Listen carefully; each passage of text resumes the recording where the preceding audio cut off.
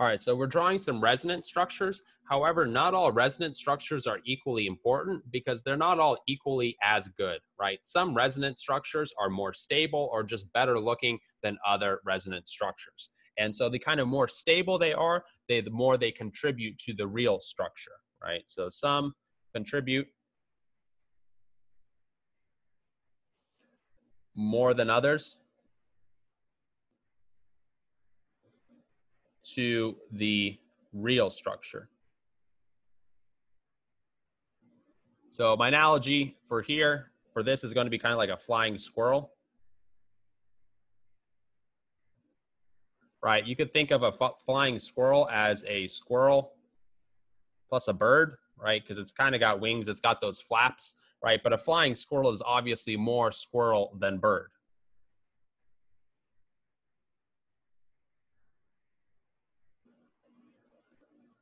Right? Although you can think of it as a kind of resonance hybrid of a bird and a squirrel, it's definitely more squirrel than bird.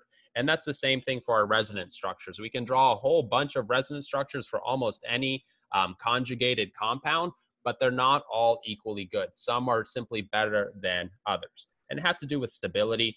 The more stable a resonance structure is, the bigger contributor it's going to be. Right? And these rules of what makes something more stable or less stable are very similar to the Lewis structure rules.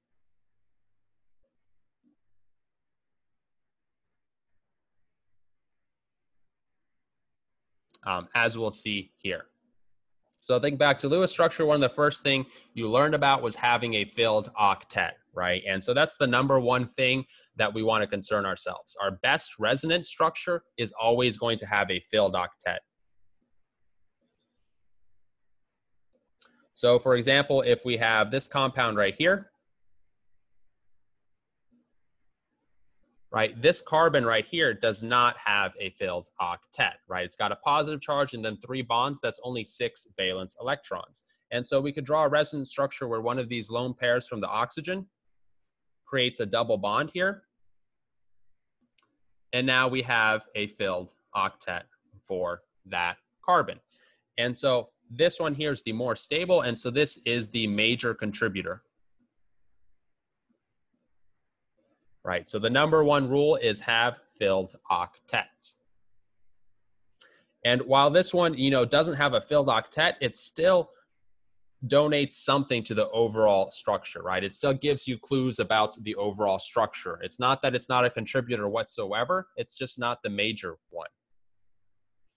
The second rule after having a filled octet is that a lower formal charge is better. Right, so again, this is just Lewis structure rules, and we'll almost never see a charge that's greater than plus or minus 1, right? The charges are pretty much almost always going to be 0, +1, or -1. So for example, in our allele cation, right, we could draw these pi electrons going up to this central carbon instead, right? And then we'd have a resonance structure where we have 2 positives on the 2 sides and then a negative in the middle, right? And so this is bad because it's got way more formal charge than the other compound, right? And this is bad, so bad that it's wrong. Right, this is not kind of a real contributor to the resonance structure. So it does take some kind of experience to see kind of, what's a good resonance structure and what's not a good resonance structure. Another example that we saw previously is moving this pi bond up to this oxygen and having something like this. And in this case, the one on the left is the major contributor, right? It's got the lower formal charge. The one on the right isn't as bad as the allele cation because here at least we've got a negative on the more electronegative element and a positive on the less electronegative element. So it's better than the allele cation one, but it's still not the major contributor, right? We want to keep formal charge pretty low. Another rule from Gen Chem, if you have a negative charge, it's better if it's on the more electronegative element. Remember, electronegativity is a measure of how much it's pulling on these electrons. And so if it's pulling hard on these electrons, it's better for that to have the negative charge, right? It can hold that negative charge better than a less electronegative atom. So for example, if we have something like this, we could draw a resonance structure where we move this negative charge or this lone pair up here. We have to do this in one step to not break the octet rule. And we could end up with a structure like this, right? Both of these have a negative charge of 1, but the one on the right is the major contributor because its negative charge is on the more electronegative element, right? And vice versa as well. If you have a positive charge, put it on the less electronegative atom. But remember to try to keep your octet.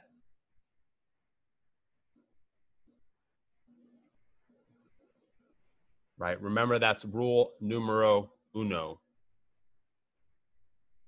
Let's take a look at an example of this.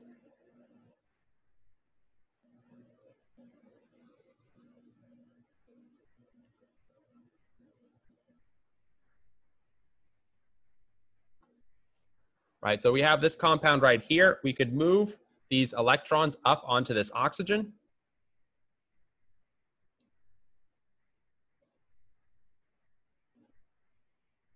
And then we're left with a positive charge on this carbon. Remember, this nitrogen does actually have a lone pair there. We don't have to draw it, but it is there. We could move those onto this bond right here.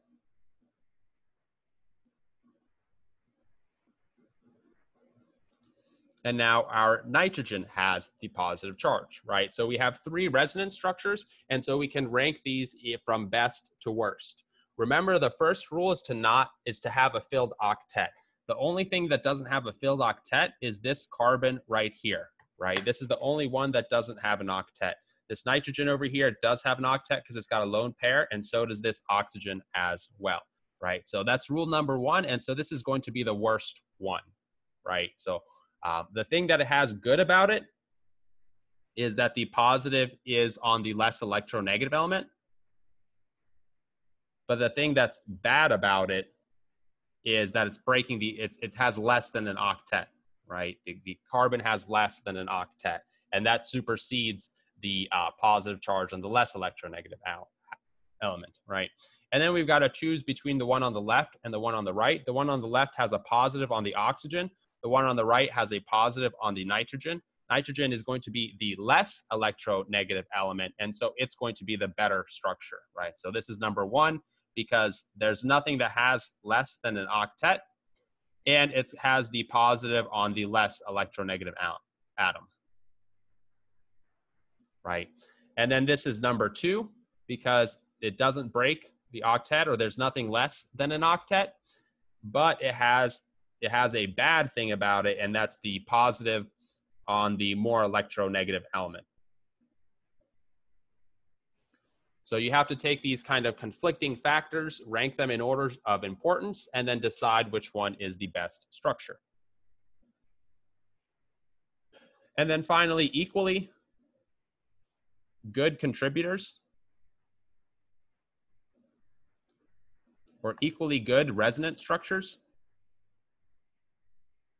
contribute evenly. All right, so back to our nitrite example. Right, we could move this negative charge onto here and then move this double bond over here.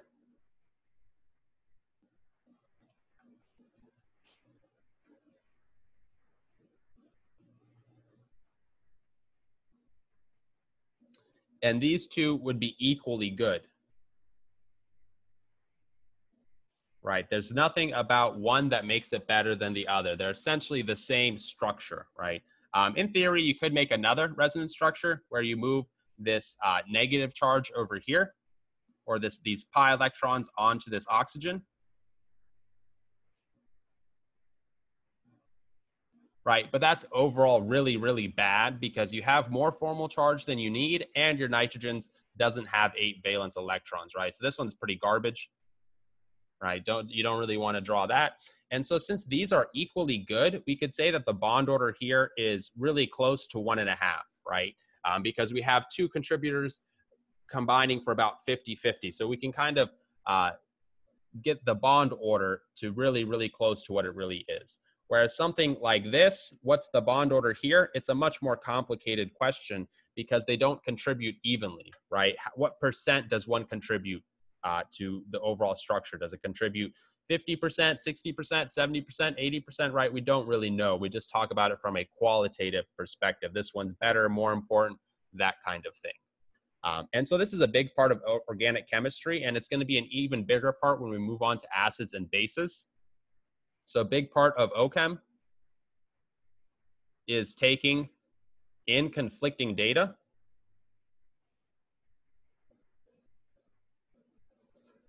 ranking this data by importance,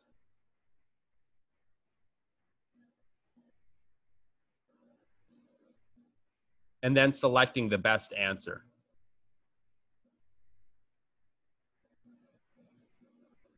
And this isn't an easy thing to do, right? It's a pretty difficult thing to do. So it is hard.